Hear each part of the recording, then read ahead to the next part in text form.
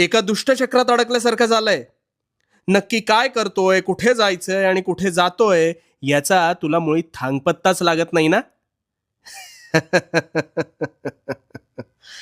मिळतील.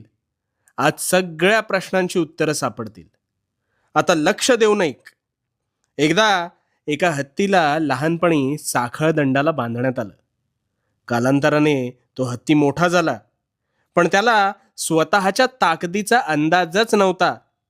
त्यामुळे स्वबळावर जिथे तो साखळदंड सहज तोडू शकत होता, तिथे नकळत त्याला त्यात स्वतःला बांधून ठेवण्याची सवय झाली होती.